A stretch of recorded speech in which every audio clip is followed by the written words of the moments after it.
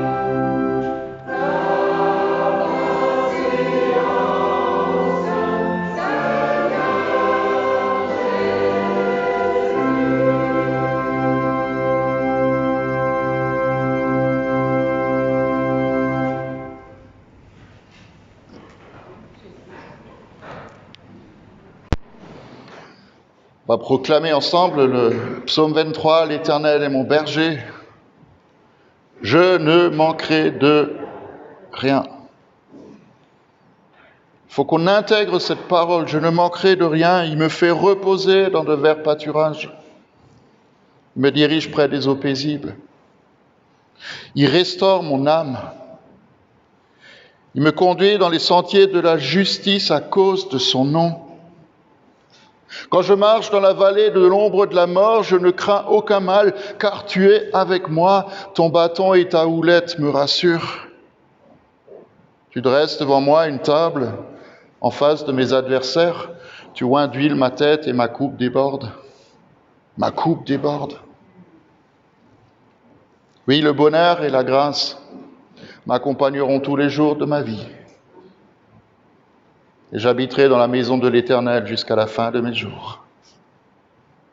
Oui, le bonheur et la grâce m'accompagneront tous les jours de ma vie. Et j'habiterai dans la maison de l'Éternel jusqu'à la fin de mes jours.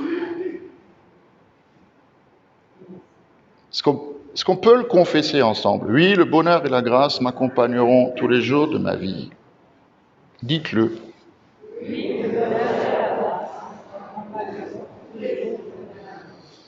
Et j'habiterai dans la maison de l'Éternel jusqu'à la fin de mes jours. Amen. On va chanter un chant que peut-être que beaucoup d'entre vous ne connaissent pas, mais bienvenue chez toi.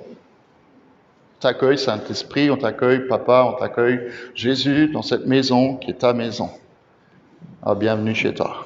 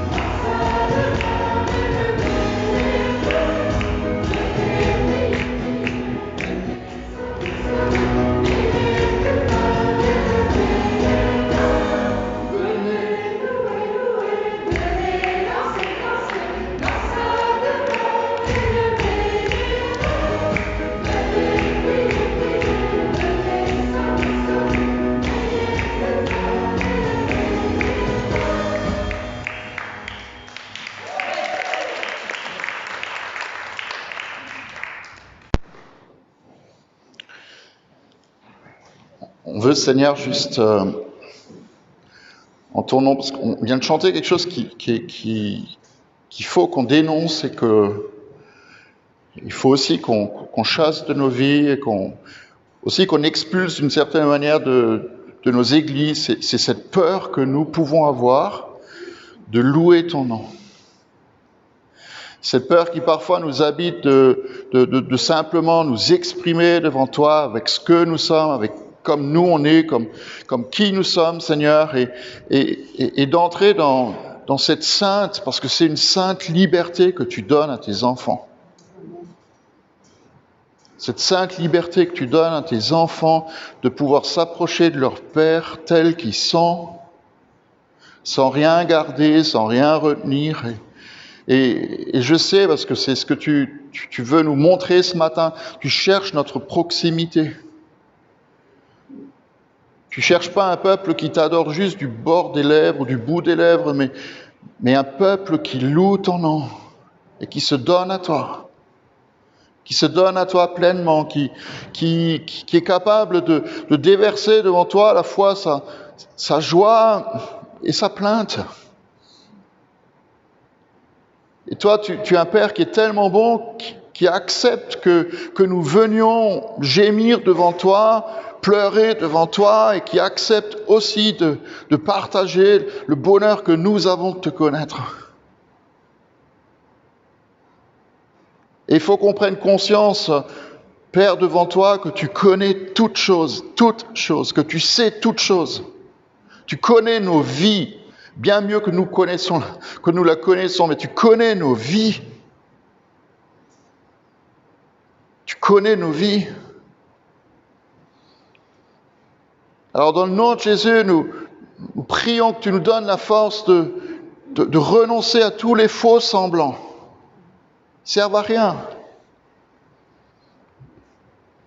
Que nous renoncions à toutes les craintes et les peurs que nous pourrions avoir de nous approcher de toi. Parce que tu es le maître de l'univers, le Seigneur des Seigneurs.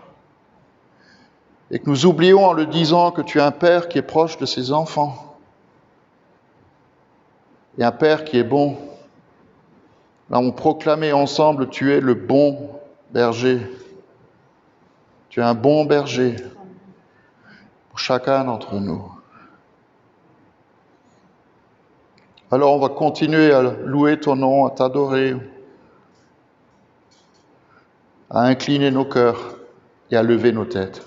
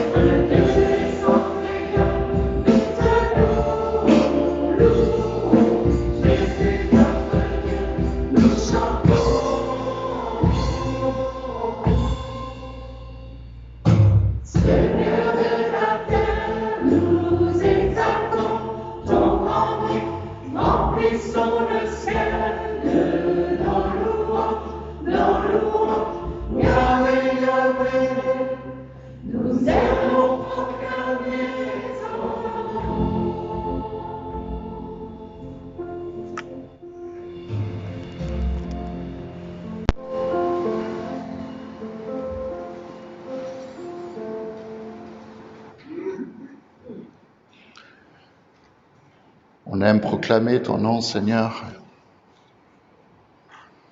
Aimons le faire. Et on va continuer à admirer ta grandeur et ta majesté.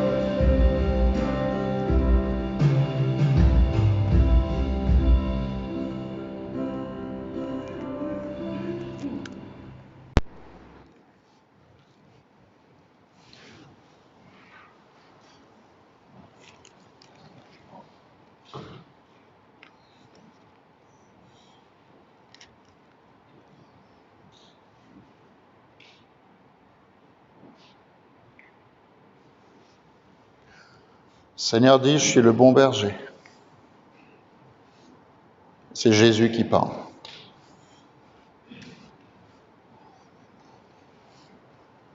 Cherchez Dieu, regardez Jésus. Il est le bon berger. Et le bon berger donne sa vie pour ses brebis.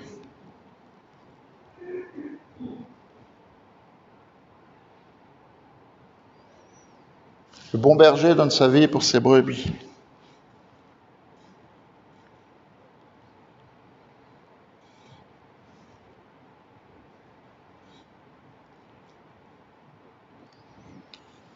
Je suis le bon berger. Je connais mes brebis, elles me connaissent. Tout comme le Père me connaît, comme je connais le Père, je donne ma vie pour mes brebis. J'ai encore d'autres brebis qui ne sont pas de cet enclos. Celles-là aussi, il faut que je les amène. Elles écouteront ma voix. Et il y aura un jour plus qu'un seul troupeau et un seul berger.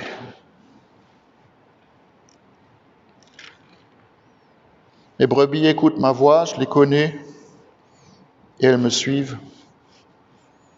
Et je leur donne la vie éternelle. Elles ne périront jamais, jamais. Et personne ne pourra les arracher à ma main. Parce que mon Père qui me les a donnés, il est plus grand que tous.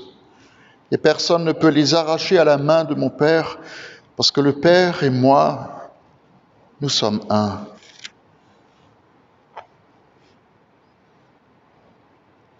Nous bénissons ton nom, Seigneur, parce que personne ne peut, à part nous-mêmes, nous arracher de la main de notre Père. Te bénissons, Jésus, parce que tu donnes ta vie pour que nous ayons la vie. Et tu dis même dans ce chapitre 10 de l'Évangile de Jean, la vie en abondance. Et nous tendons les mains vers toi, parce que si tu promets que tu veux nous donner cette vie en abondance, nous voulons la recevoir maintenant. Pas un jour quand on sera mort, quand on sera dans ta présence, mais maintenant déjà. Tu veux nous donner cette vie en abondance, tu veux nous faire reposer dans des verts pâturages, tu veux nous donner l'eau de la vie. Tu veux prendre soin de nous.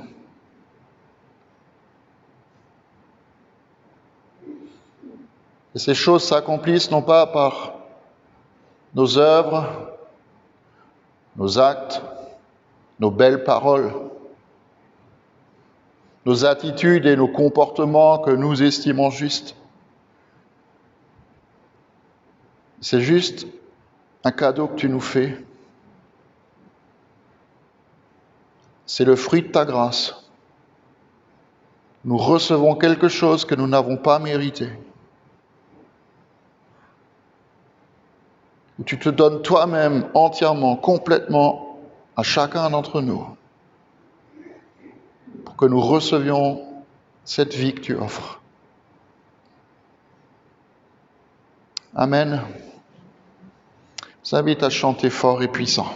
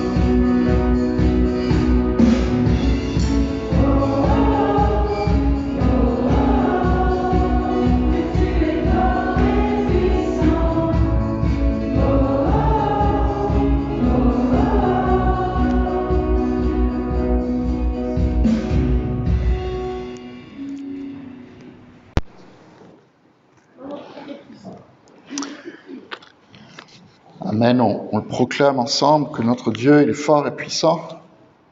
Est-ce que vous le croyez?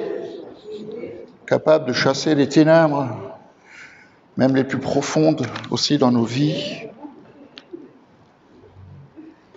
Je ne vais pas faire une longue intro ce matin, parce que j'ai envie que nous puissions expérimenter et vivre cette présence du bon berger. Juste vous poser une question, qui est pour moi une question, je crois, importante, c'est si vous deviez remettre toute votre vie entre les mains de quelqu'un, qui serait cette personne? Et quand je dis remettre votre vie, c'est pas juste un instantané de votre vie, mais vraiment toute votre existence entre les mains de quelqu'un, qui serait cette personne? Si notre vie en dépendait, si notre sécurité, si notre avenir, notre présent, notre passé dépendait de cette personne, qui serait cette personne? Et je le fais exprès, je parle pas volontairement d'une institution, je parle pas non plus d'un mouvement collectif, je parle même pas de l'Église ou d'une communauté, mais d'une personne qui serait fiable en toutes circonstances, à 100%. Fiable à 100% pour nous, digne d'une confiance absolument absolue, qui ne nous fera jamais courir le risque d'être déçus, ou blessés, ou trahis, ou trompés. Moi, je vous donne une réponse avec laquelle vous ne serez peut-être pas tous d'accord, mais cette personne ne peut pas être l'un d'entre nous. Ça ne peut pas être l'un d'entre nous. Ça ne peut pas être mon épouse, même si je l'aime beaucoup. Ça ne peut pas être mes enfants. Ça ne peut pas être un parent. Ça ne peut pas être un homme politique, même providentiel. Ça ne peut pas être un instit, un prof, ou un pasteur, ou un curé. Personne. Parce qu'au fond de nous, on sait très bien, déjà parce qu'on l'a expérimenté, je pense, qu'à un moment ou à un autre, on va être ou on a été déçu, blessé, mal compris, ou bien pire encore, par les uns ou les autres. Et je vais même être encore un tout petit peu plus radical, les saintes familles n'existent pas. Les saintes, S-A-I-N-T-E-S, pas les cinq, ou les cintres. Je ne sais pas ce que vous avez entendu, mais les saintes familles n'existent pas. Et si vous le croyez, il est temps de revenir sur terre, ou alors de passer une semaine au presbytère de Diemringen. Ou chez l'un d'entre vous, hein. Ou alors à la cour du roi d'Angleterre ou de la reine d'Angleterre. Un jour, il y a quelqu'un qui a dit à Astrid, parce qu'elle avait vu le reportage sur Rundum. Alors, non, elle n'est pas là. Elle a dit « Oh, madame, je ne savais pas que vous étiez si pieuse. »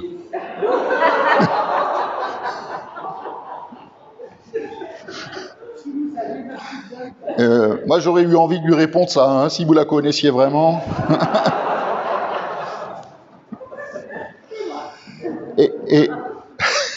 Et je dis pas qu'il faut qu'on travaille à nos relations, je dis pas non plus qu'il faut qu'on s'améliore pas, mais c'est long.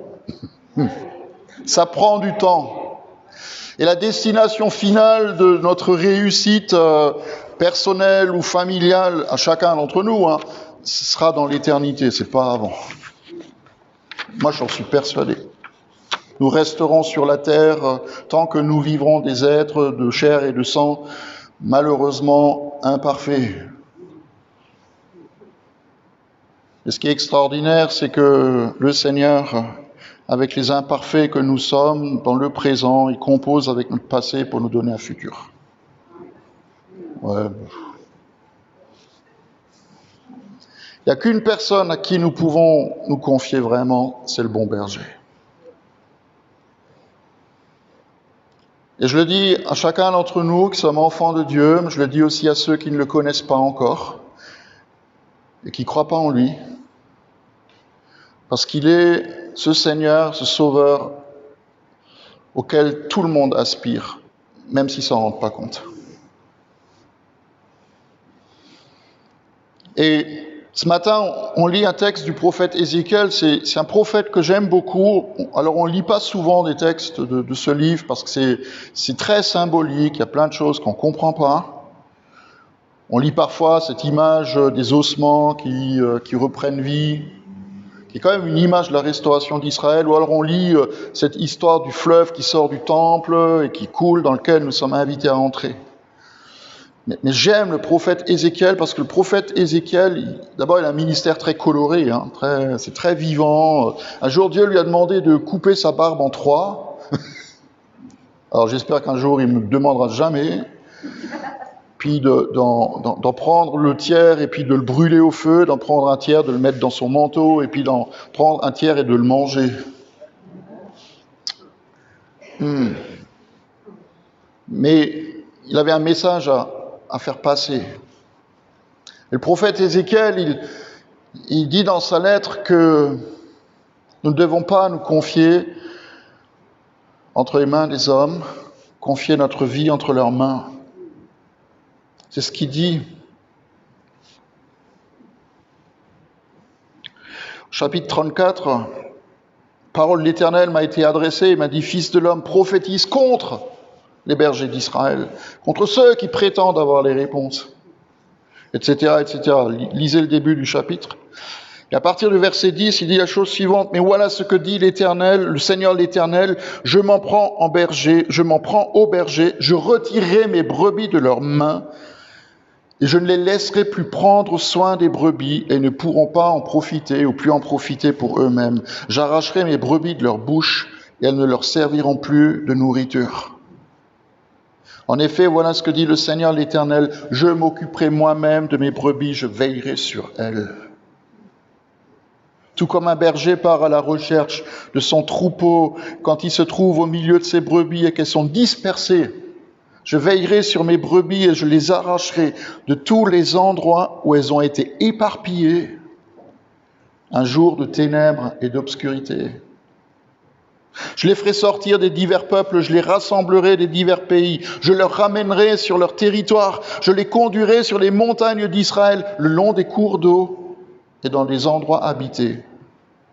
Je les conduirai dans un bon pâturage. Leur domaine se trouvera sur les hautes montagnes d'Israël. Là, elles se reposeront dans un domaine agréable et elles brouteront dans de riches pâturages sur les montagnes d'Israël, parce que c'est moi qui prendrai soin de mes brebis, c'est moi qui les ferai se reposer, déclare le Seigneur l'Éternel. J'irai à la recherche de celle qui est perdue, je ramènerai celle qui s'est égarée, je panserai celle qui est blessée, j'assisterai celle qui est affaiblie. Oui, vous êtes mes brebis, vous êtes les brebis dont je suis le berger, déclare le Seigneur l'Éternel.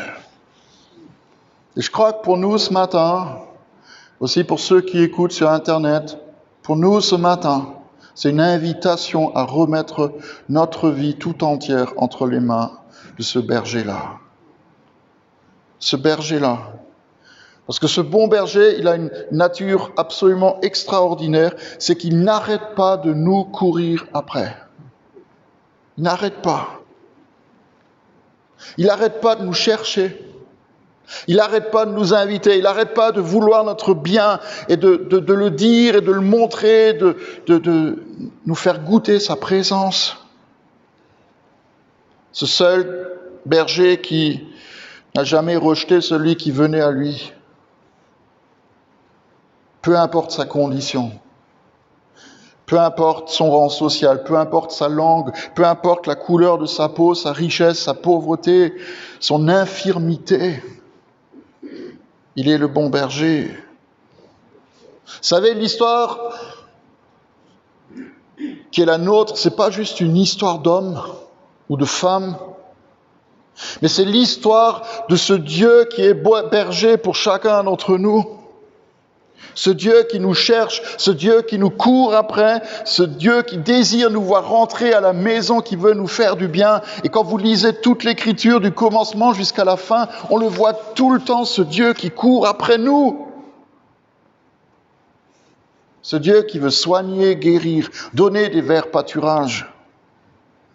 Et on a souvent l'impression que Dieu, parfois, il peut en avoir marre de nous. En tout cas, il peut en avoir marre de moi. Je peux le comprendre. Mais en réalité, c'est pas vrai. Parce que c'est un bon berger. Parce qu'il continue de croire, il continue d'espérer en nous, il continue de nous tendre la main, il continue et continue encore et encore. Parce qu'il nous aime. Et comme je l'ai dit depuis le début de la parole, c'est comme ça, quand Adam s'éloigne de Dieu, Dieu le cherche. Il dit, Adam, t'es où? Comme s'il ne le savait pas. Adam, tu es où?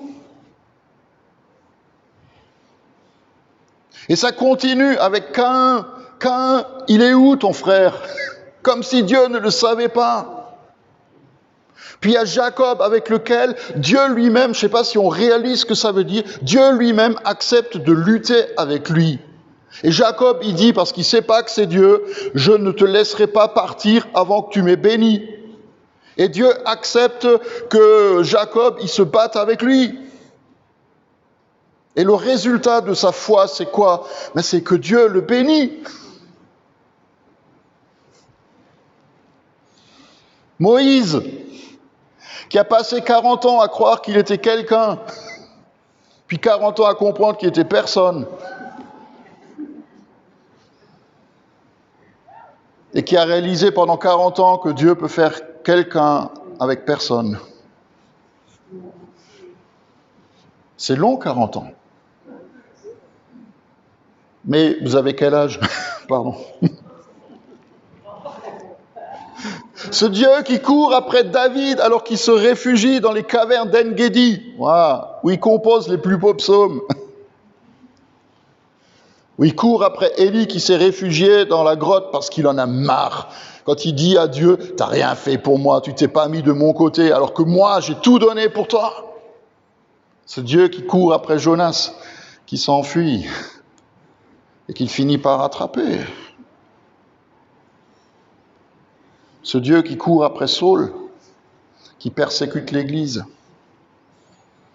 et qui a écrit quand il a été rattrapé par le Seigneur, c'est pas que j'ai déjà remporté le prix ou que j'ai déjà atteint la perfection, là combien il a raison, comme nous.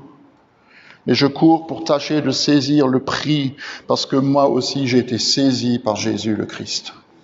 Moi aussi j'ai été saisi par Jésus le Christ. Regardez l'histoire du fils prodigue, relisez Luc 15.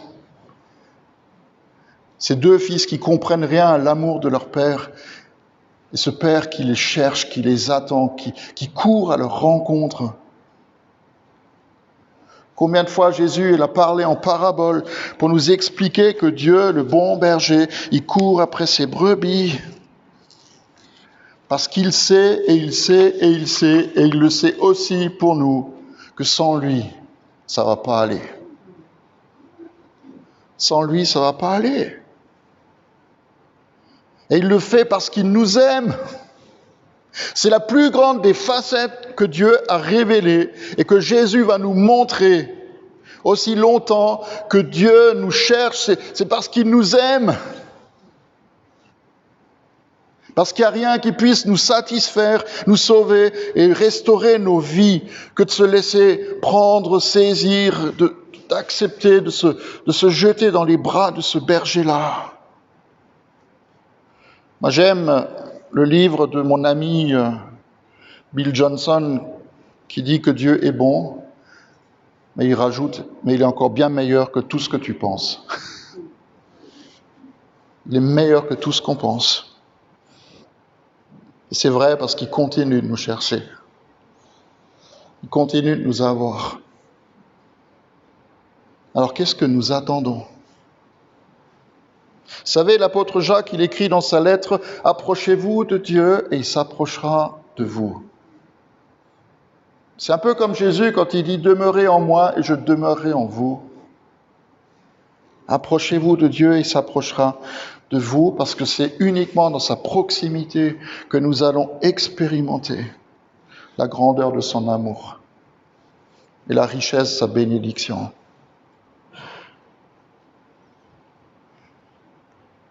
On a lu cette semaine une petite méditation, elle nous a fait beaucoup de bien, parce qu'on s'est bien reconnu là-dedans,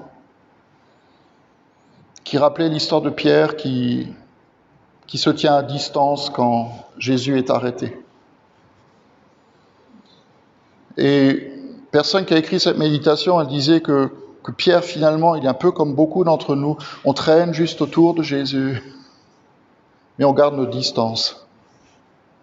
Une espèce de distance de sécurité où il ne viendrait pas trop nous embêter. On ne serait peut-être pas obligé de rendre trop de compte de notre propre vie. Et cette personne, elle disait que Pierre allait tellement loin, il allait tellement loin qu'il a juré ne pas connaître Jésus.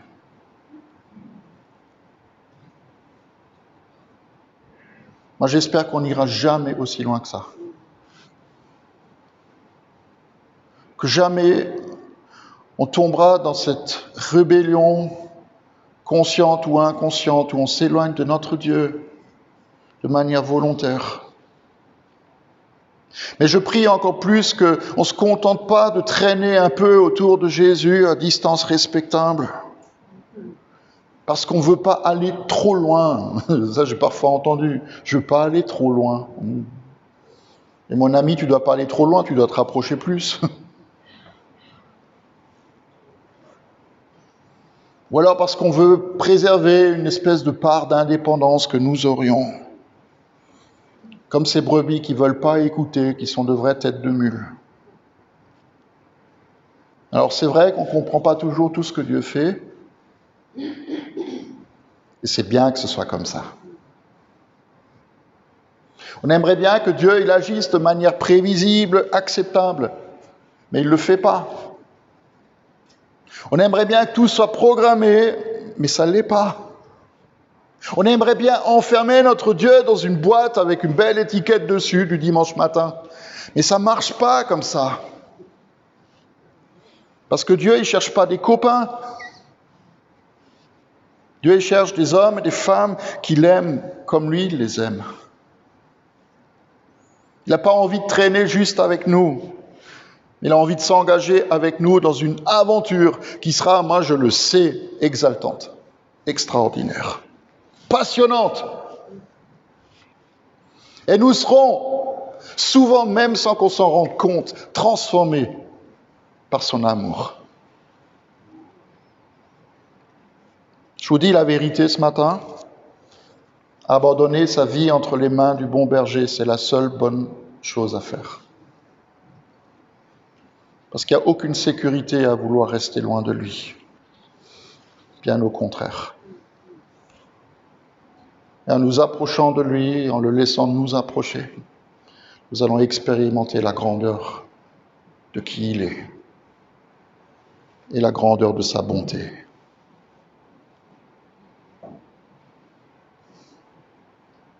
Je vous invite à vous lever.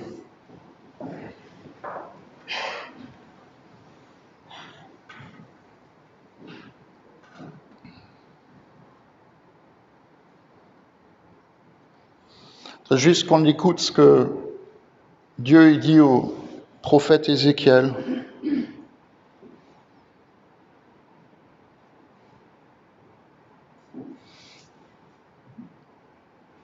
Je veillerai sur mes brebis. Je veillerai sur mes brebis. Je pars à la recherche de celles qui sont dispersées. Je vous arracherai de tous les endroits où vous avez été éparpillés. Je vous arracherai de tous les endroits où vous avez connu des jours de ténèbres et d'obscurité. Je vous conduirai sur les montagnes, je vous conduirai le long des cours d'eau. Je vous conduirai dans un bon pâturage. Et là, vous vous reposerez dans un domaine agréable. Vous allez brouter dans de riches pâturages. Et c'est moi qui prendrai soin de vous, dit l'Éternel. C'est moi qui vous donnerai du repos, dit le Seigneur. C'est moi qui vais à la recherche de celle qui est perdue, de celle qui s'est égarée. C'est moi qui vais panser celle qui est blessée et rechercher celle qui est affaiblie.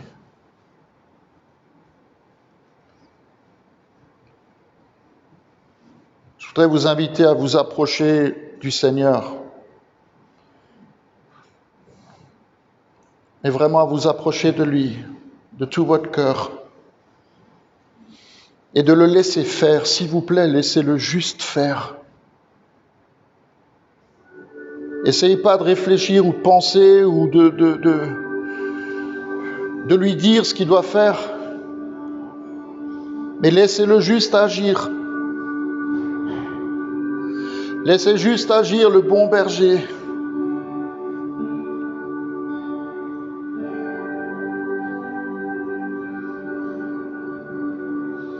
Et tendez les mains vers lui. Tendez les mains et recevez ce qu'il veut vous donner maintenant. Rappelez-vous la vie en abondance, la vie éternelle, des endroits de repos. Et je prie, Esprit Saint, viens, descends maintenant, descends maintenant, descends maintenant au milieu de nous. Toi qui révèles l'amour du Père, qui révèle sa bonté et qui verse l'amour de Dieu dans nos cœurs.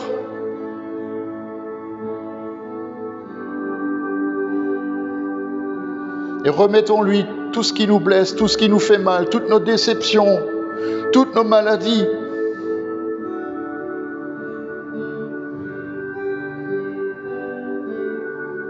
Tous ces liens qui nous tirent en arrière ou qui font qu'on est à l'étroit en nous-mêmes.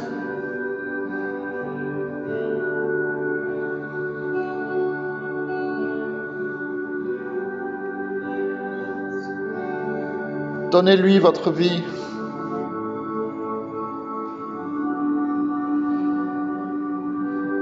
Acceptez de déposer votre passé à ses pieds.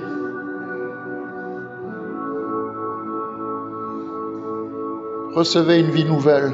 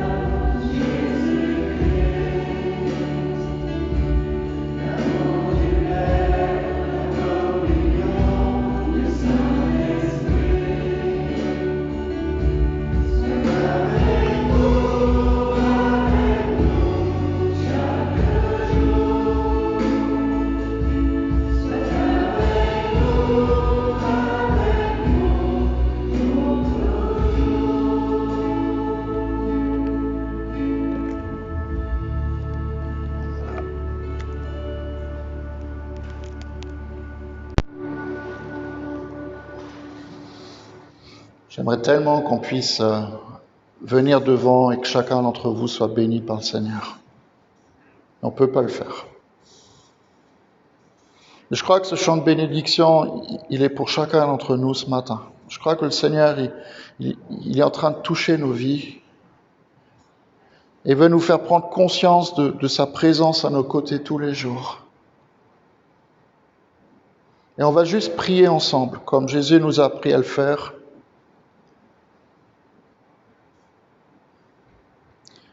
Avant de le faire, je vais juste proclamer. Parce que cette prière de notre Père, c'est une proclamation, c'est pas juste une prière qu'on répète, c'est une proclamation.